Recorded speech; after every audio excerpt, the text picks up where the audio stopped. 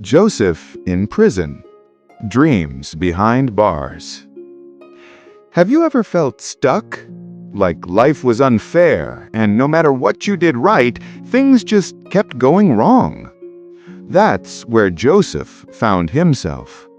He had done nothing wrong, yet he was locked away in an Egyptian prison, far from home, far from freedom. The stone walls were cold. The air was still. Each morning started the same. Dim light through the bars, the sound of footsteps, chains, and sighs.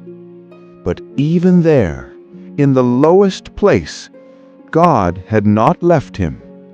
And Joseph held on to that truth like a light in the dark. At first, Joseph had to start at the bottom, cleaning, serving food, helping wherever he could. But Joseph didn't let bitterness grow in his heart. Instead, he worked faithfully, humbly, and with hope. Soon, the prison warden began to notice. "Everything Joseph touches seems to prosper," he thought. So the warden made Joseph responsible for the others, to keep things in order, to care for the people, and to help wherever help was needed. Joseph wasn't free, but God was still blessing him. It wasn't comfort or luxury, but it was purpose.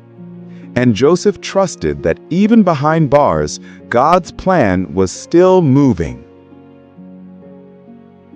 One day, two important new prisoners arrived, Pharaoh's own chief cupbearer and his chief baker. They looked out of place among the rest, dressed finer, nervous, and unsure of what would happen to them. Days passed. Then one morning, Joseph noticed something was wrong. Their faces were downcast, their voices quiet. "Why do you look so sad today?" Joseph asked. They said, "We both had dreams, strange, vivid dreams, and no one can explain them." Joseph smiled gently. "Dreams belong to God," he said. "Tell me what you saw." Even in prison, Joseph pointed people back to the one who never left him. The cupbearer went first. "I saw a vine with 3 branches," he said.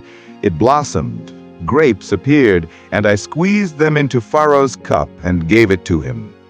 Joseph nodded thoughtfully. "The 3 branches are 3 days," he said. "In 3 days, Pharaoh will call you back. You'll serve him again. When that happens, please remember me. Tell Pharaoh about me." The cupbearer's eyes lit up with hope. Then the baker spoke next. "I had 3 baskets of bread on my head," he said quietly. "Birds came and ate the bread from the top basket." Joseph's expression softened. "The 3 baskets are also 3 days," he said.